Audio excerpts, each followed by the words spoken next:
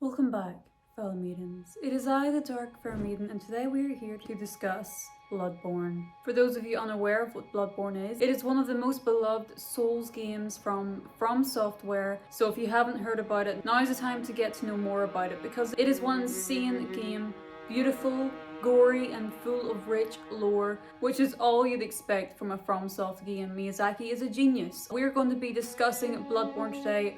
What is this remaster everyone is talking about? And of course I had to share my love for Bloodborne, and we're going to be having a little look through the Bloodborne Complete Edition guide. As you can see, it's very large and very heavy, but we're going to be taking a look through this beautiful book today, so make sure you don't miss out. Stick around if you want to know a lot more about this amazing game, Bloodborne.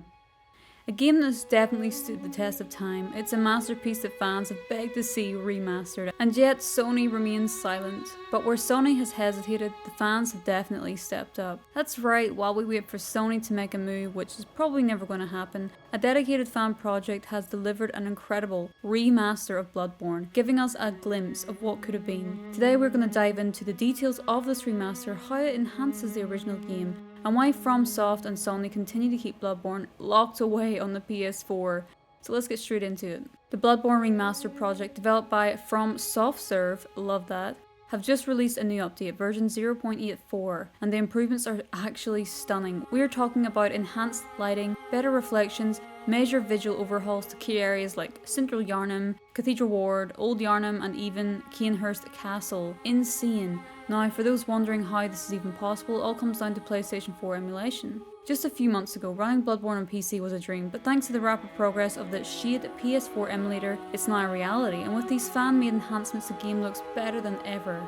So with the fan remaster looking this good, why hasn't Sony given us an official one? I mean, they've done remasters and remakes for other PlayStation classics, so what's stopping them from touching Bloodborne? A quote from a former PlayStation executive, Shihi Yoshida, I apologise if I'm saying that incorrectly, expressed this in an interview. Miyazaki, the mastermind behind Bloodborne, loves the game and would be interested in returning to it. But here's the problem, Miyazaki is extremely busy, and not only that, but he won't allow just anyone to handle a remaster or a sequel. And honestly, to me, that makes a lot of sense. Miyazaki is a game genius. He has created works such as the Dark Souls series and Elden Ring, and these are incredible games. So I can understand why he wouldn't want just anyone working on Bloodborne.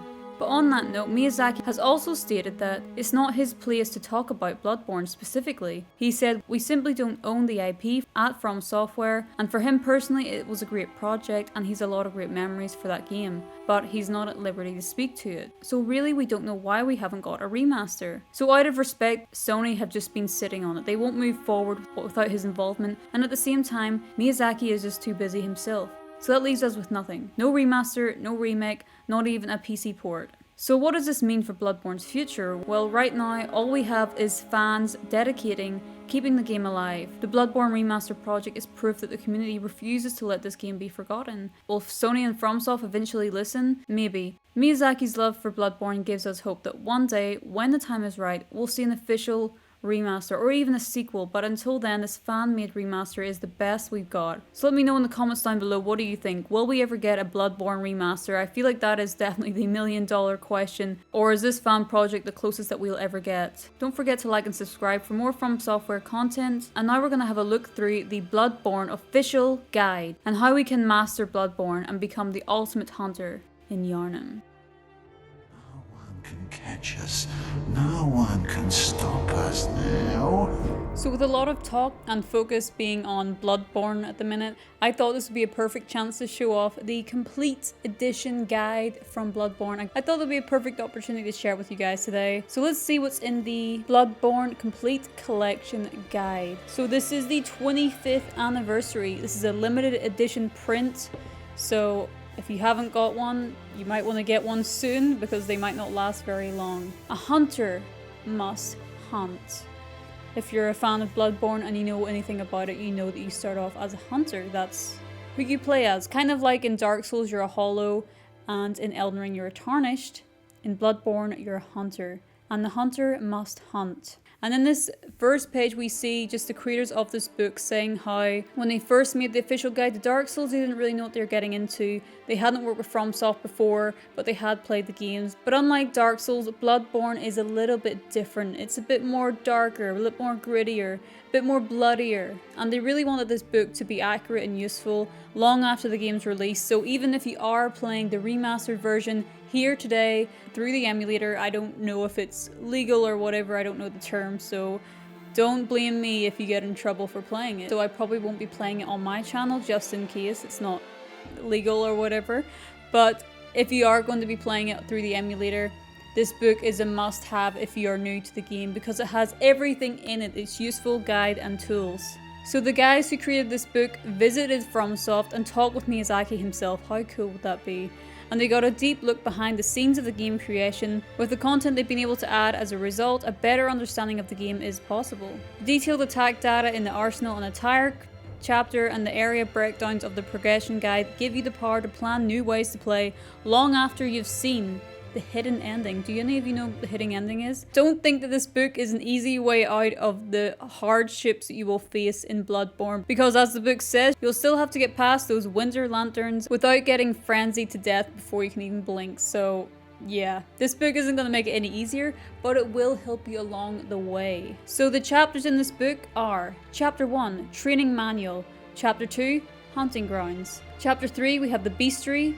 4, the Chalice Dungeons. 5, Arsenal and Attire. And finally, Chapter 6, Hunter's Appendices. Okay, so there's a lot in this book, a lot to cover. We're just going to have a quick look through it though, because I don't want to show you everything. So Chapter 1 then, the Training Manual. And as you can see, it talks you through character creation, the HUD, the menu, leveling up and stats. As you can see, there's everything here. So much work has went into this. Combat is explained as well. It's wild. It even talks about enemy behavior. This section covers some things about the way enemies behave and react that are critical to success in combat. For example, here it talks about red eyes. Some enemies you'll encounter will have red glowing eyes, and this not only makes them appear more threatening, it actually strengthens them. So red eyes enemies have a greater attack power than normal counterparts, and those you'll come across in Old Yarnum also have the ability to inflict slow poison when their attacks connect. That's crazy. So just knowing little details like that can really help you in the gameplay. Damage calculation. In Chapter 2 then we have the Hunting Grounds. And I love having a deep look into these sections because I love knowing where everything is in a map and in the game. This is beautiful. So it's going into the Hunter's Dream. You awaken drowsily to the sight of an old graveyard chapel building, set among an idyllic garden. The drowsiness and the fog combine to make this feel like a dream, and if where you came from was reality, then this dream is a big improvement. There's much to learn here. Now it shows us Central Yarnum, as you can see the map on the page here, and then it goes into where everything is into great detail. Central Yarnum.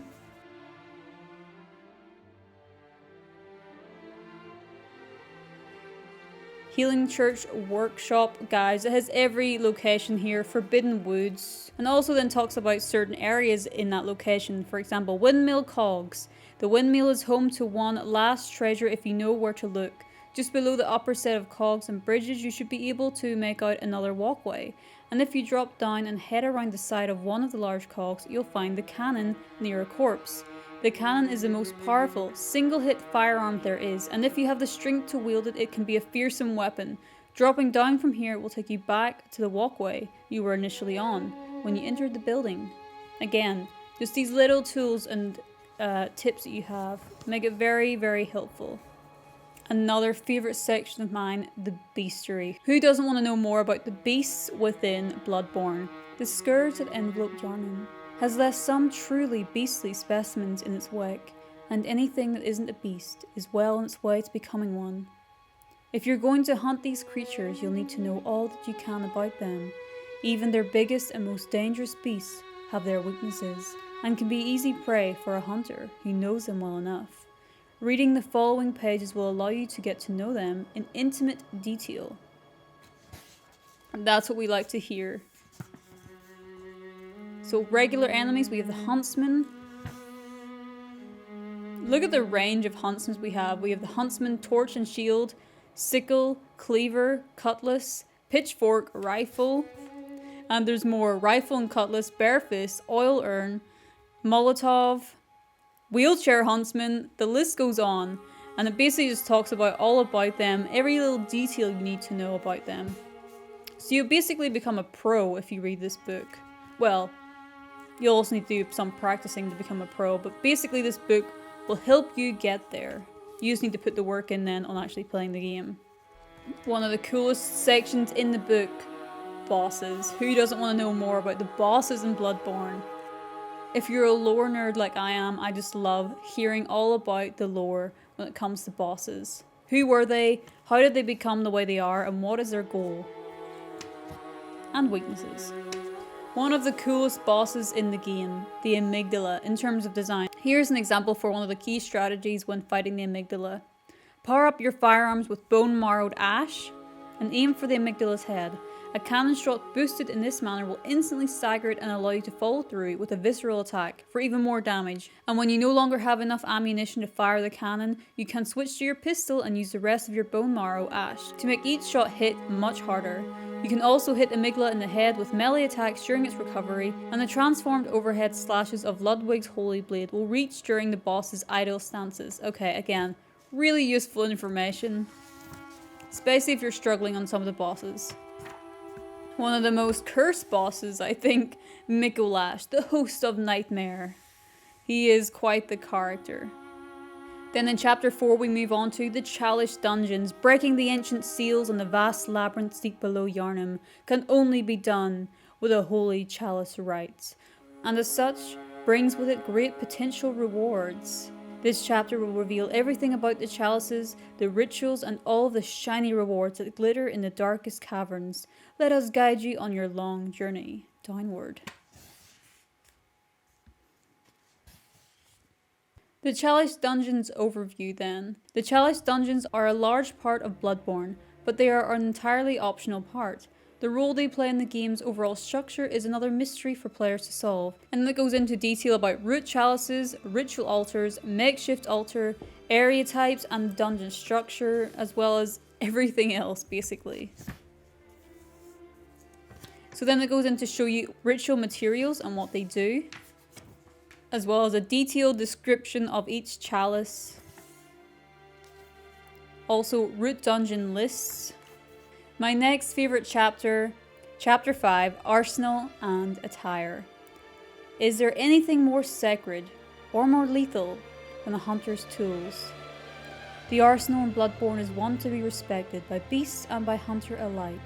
Some very unique tools are at your disposal, and they visually don't come with a training manual, so take the time to study up here.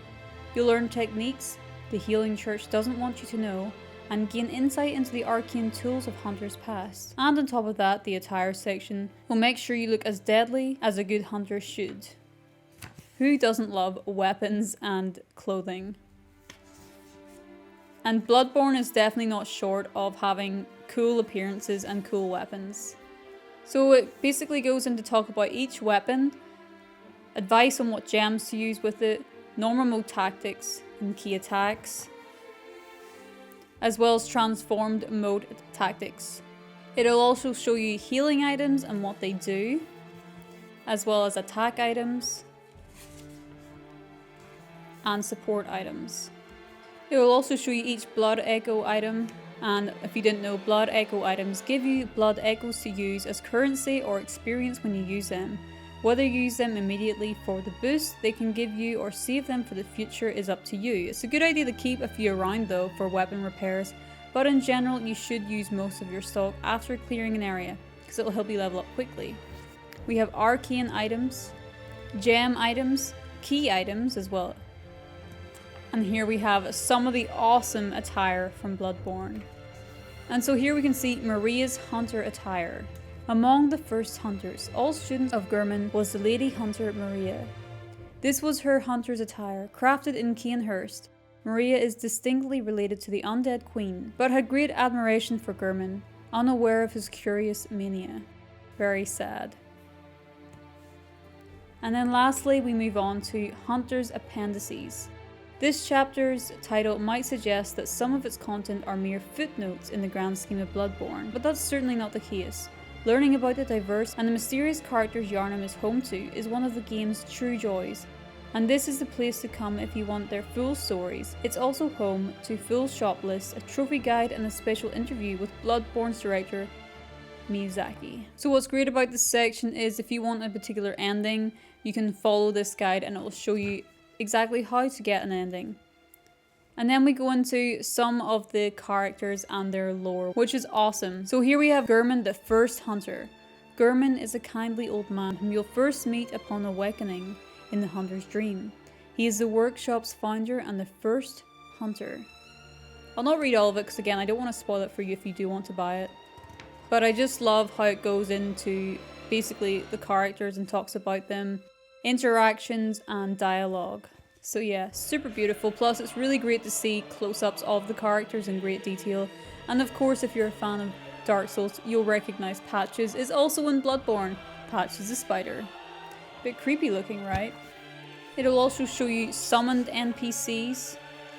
It'll show you where each of the shops are and what they sell, as well as special enemies. So some of the special enemies we have here is the Wandering Nightmare, the Large Wandering Nightmare, and the Hole Digger. All very interesting creations there for sure. And also talks about gestures here, which is really cool. Trophy guide if you're into collecting all the trophies. And there we see it's going into very great detail about certain characters, their lore and references. And oh my goodness, it even goes into the lore of certain locations, the Healing Church lore. So let's read a little bit from that. The Healing Church has its roots in Bergenworth. Researchers there encountered a remnant of the Eldritch Truth and began exploring the labyrinths below Yharnam. Investigations led to further encounters where the Eldritch Truth, great ones that might be described as gods. Humans, however, were incapable of understanding the wisdom of the Great Ones, and some of the investigators went mad. Master Wilhelm concluded that the only choice for humans to match the greatness of the Great Ones was to seek more eyes. And if you're very familiar with that line, grant us eye, it's always stuck in there. I always hear it every so often when I see Bloodborne references. He went so far to seek the third umbilical cord of an infant Great One in order to line his brain with eyes. He did not believe in the usage of direct blood ministration and admonished Lawrence to fear the old blood. Lawrence did not accept Wilhelm's opinion, and his departure led to the foundation of the Healing Church. Indeed, Lawrence became the first vicar of the church. So there's a little bit of lore for you. Hopefully in the future I can maybe do a lore video on Blood. There we also have the Hunter's lore. And the awesome interview with Miyazaki himself, but I will not spoil that for you. But even just the visuals in this book are beautiful. And then we see more close-ups of weapons and concept art for characters, which is just stunning. Very inspiring if you're an artist. And then we have the index to finish. Okay, I hope you guys learned a thing or two from that, even if it was just how cool the book is. That's enough for me. A massive shout out to my Loot Goblin members, Bailey and Pancakes and Hammers. You guys are super awesome and I'm super grateful for all your support. And if anyone else is interested in joining our Dark Fair Maiden Guild, make sure to check out the join or the link in the description below if you'd like to see what awesome perks you can get if you become a member. Thank you very much for watching, guys. I hope you've enjoyed this video. I'll see you again real soon. Farewell.